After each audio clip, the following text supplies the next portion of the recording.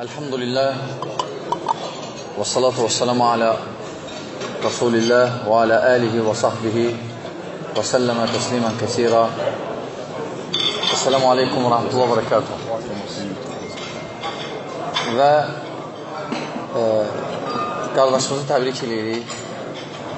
Hər iki tərəfi, yəni valideynlərin də onların bu xoş gündən.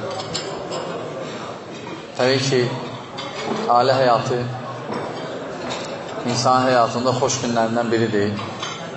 Həmçinin məsuliyyətlidir. Çünki insan ümumiyyətlə ailə quranda özündən asılı olmayaraq dəyişilir və hissilir artıq, məsuliyyət hissilir.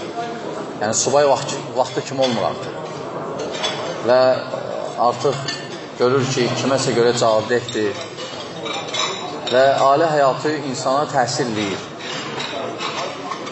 Və həmçinin ailə həyatında böyük xeyirlər var.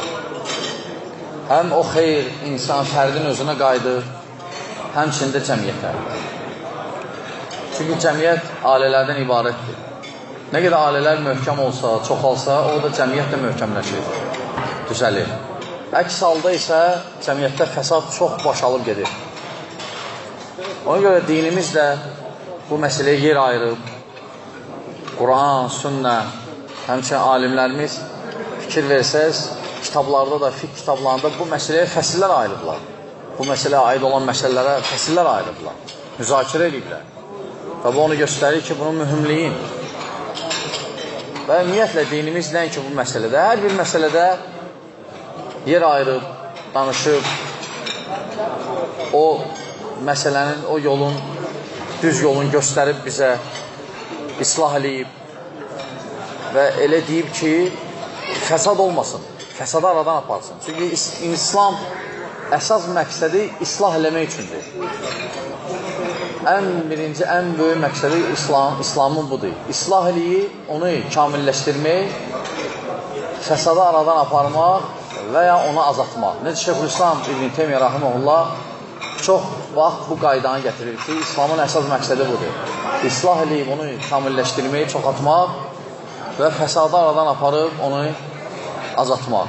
Və bu hər bir cəhətdən, əqidə cəhətindən, əxlaq cəhətindən, insanların münasibəti və s. ticarət, hər bir şeydə toxunub dinimiz. Və ən birinci də toxunduğu məsələlərdən necə bilirsiniz, Allahı düzgün tanımaqdır. Ən vacib olan məsələ budur. Allahı düzgün tanımaq. Və fikir versəz, Peyğəmbərlər öz qövmünə gələndə Allahı tanıyırdılar. Peyğəmbərlər elə qövmə gəlmirdi ki, onlar heç Allahı tanımırlar. Yox, tanıyırdılar. Sadəcə Allahı nə edirdilər? Şərik qoşurdular. Düzgün tanımırdılar. Deməli, Allahı tanımağın qaydası var. Yoxsa Peyğəmbərlər gəlməzdi. Əgər Allahı tanımaqla başqa obyektləri də tanısaydın, onunla kifayətlənsaydın, Peyğəmbərlər gəlməzdi. Lakin Peyğəmbərlər gəlirdi. Bizim Peyğəmbər də sallallahu aleyhi ve sellem gələndə Kəbənin ətrafında pir dolu idi. 400-ə yaxın. Və Peyğəmbərimiz sallallahu aleyhi ve sellem gəldi, dedi ki, bunlar düzgün deyil. Yəni, Allah təkdir, yaradan odur, öldürən odur, ruzu verən odur, hər şey onun əlindədirsə, yalnız ona ibadət elə. Bunlara ehtiyac yoxdur. Lakin qövmi onu qəbul etmədi. Nə ki, onu? Bütün Peyğəmbərləri. Hələ bütün Peyğəmbərlər əsas məqsəd elə bu idi dəvətində, tək Allaha ibadət eləmək, ona şərik qoşmamaq. Lakin insanlar qəbul eləmirdilər, bəzi Peyğəmbərləri öldürürdülər. Hələ hətta bizim Peyğəmbər sallallahu aleyhi ve sellem nə qədər əziyyət çəkdi? Fikirlərə görə, yəni şeyə görə, obyektlərə görə. Qovdular Məkkədən. Məkkədən çıxdı. Hətta öldürmək istədilər. Peyğəmbər sallallahu aleyhi ve sellem şanlı Məkkəyə baxdı, dedi ki, vallahi, sən mənə ən sevimli şəhərsən, bütün şəhərlərin içində. Məkkəyə deyil. Qövmüm məni çıxartmasaydı, mən çıxmazdım. Məkkəyə çox sevirdi. Hətta Mədinəyə gedəndə də həmişə Məkkə tərəfə baxırdı. Allah Taala qiblə onda Yerusəlimə idi, Qüdsə. Allah Taala çevirdi qibləni Məkkəyə. Və ona görə Peyğəmbərlər əziyyət çəkib bu dəvəti yaymaq üçün və Allahla bərabər, Allahın yanında nəyisə tuturdular. Onların vasitəsilə ibadət edirlər, Allah'a yaxınlaşırdılar. Bu da İslam da bunun əleyhinə olub. Əleyhinə olub dinimiz. Və bu üzərində böyük islahatlar aparıb dinimiz. Lakin çox təəssüf ki, təzdən o fikirlər qayıdır. Təzdən insanlar görürsən ki, Allah'a ibadətdə elə başa düşüblər ki, bu təmiz deyil.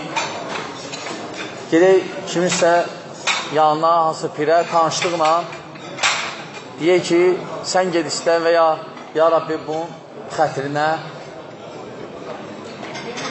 belə şeylər düzgün deyiləsin. İslamın Krişnaitlikdən, xristianlardan, yahudilərdən əsas fərqi nədir? Bizdə Allaha birbaşa deyirsən. Onlarda yox. Bu da bizim La ilahe illallahın mənasıdır. La ilahe illallahın mənası, yəni Allahdan başqa ibadətə layiq haqq məbud yoxdur. Və Muhammed Rasulullah, Muhammed də sallallahu aleyhi ve sellem Allah tərəfindən göndərilmiş Rasuldur haqq.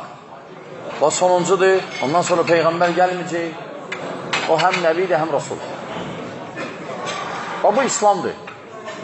Və bundan sonra bütün nə danışsın, hamısı bu iki dənə cümlənin, iki dənə kəlmənin ətrafındadır. Onunla bağlılığı var. Və nə vaxtda ki, onunla bağlılığı düz olacaqsan. Səhv olacaq səhv. Ona görə la ilahe illallah deyəndə o deməkdir ki, şirk eləmə. Muhammed Rasulullah deyəndə o deməkdir ki, bidət eləmə. Yenilik. Yəni, ümməti zəiflədən nədir, qardaşlar? Ən birinci şirk və şirkin bütün növləri və sonra bidət və bidətin bütün növləri. Yenilik.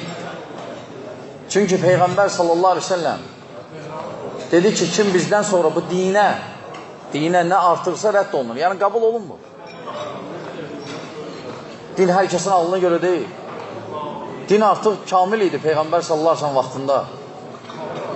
Ona görə yenilik olmaz. Yenilik neyini? Bidət bölür, zəiflədir. Mani olur duanın qəbul olmağına, əməlin qəbul olmağına. Və İslam budur, qardaşlar. Tevhid, xalis tevhid. Şirksiz, şirki inkar etməklə və xalis Peyğəmbər sallallahu aleyhi ve sellem tabiçiliyi, bidəti inkar eləməklə. O din budur.